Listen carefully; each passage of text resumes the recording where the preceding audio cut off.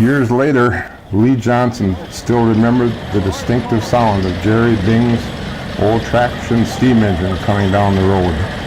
Lee joked that he could hear it coming for half a day before it actually arrived. Jerry had a kerosene-fired Rumley oil pull that sped along at less than 2 miles per hour.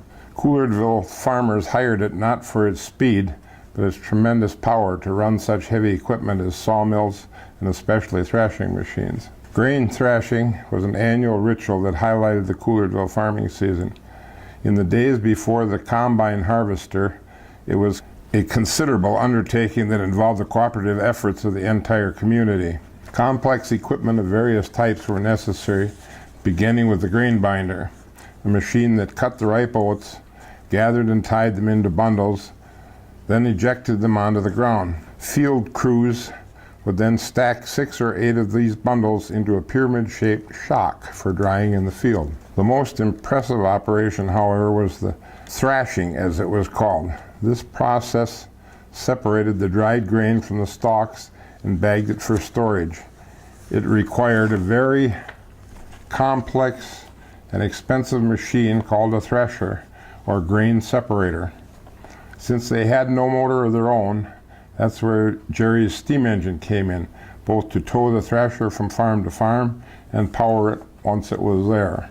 There were only a few thrashers in the entire community, but their owners made them available on a fee per bushel basis to the other farms come harvest time. Norbert Carey owned one of the first threshing machines in Couillardville.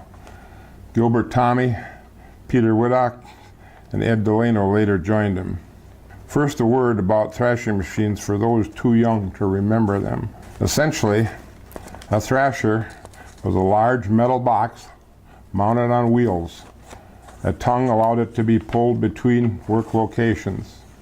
At the front was a conveyor belt that pulled the grain bundles into the working area of the machine where the binding twine was cut, the individual grain kernels beaten free, and the straw ejected.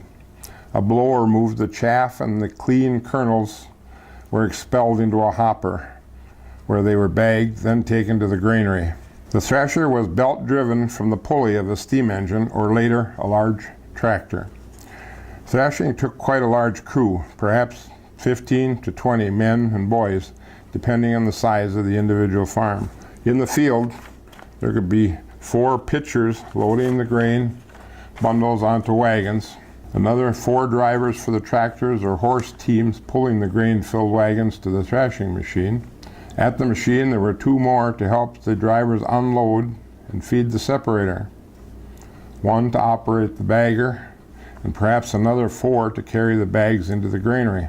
The owner of the thresher usually provided the tractor that towed and powered it, plus a couple men to operate and care for the equipment. If you've been counting, that comes to a crew of 18. A couple of more might be needed for larger crops, another pitcher and another bagman. So it's easy to see why any individual farmers depended on the cooperation of their neighbors come thrashing time. Generosity was repaid in kind when the thrashing machine moved on to the next farm. Some say the greatest lure for the volunteer workers were the fabulous meals the women and older girls would prepare to fuel the hard-working field crews.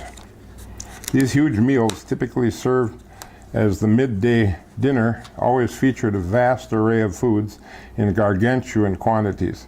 Beef roasts, pork chops, sausages, chicken in every style, potatoes and gravy, an array of vegetables, and best of all, a bounty of pies and cakes for dessert.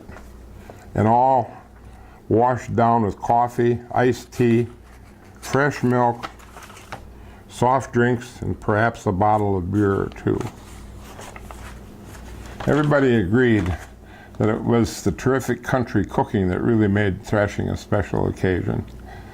The women and older girls worked just as hard preparing these meals as the men and boys did in the fields. Part of the reason, no doubt, was their awareness that most of the crew had probably eaten at another farm the day before and would be somewhere else for dinner the next day. So they certainly didn't want it said that the variety and quality of their food was in any way inferior. Elizabeth Crushane said she and her mother Kate Doyle Crushane and Aunt Agnes Doyle would spend days getting ready for thrashing day. The crews always liked it when they got to the Doyle farm because they knew that they were going to really get fed. Gerald Weigelt agreed the best part of thrashing was the eating. John Ide recalled thrashing down Highway J, where the first farm would have 2 kinds of pie, the next would have 3 kinds, the next would have 4. Perhaps Jody Tage Jr.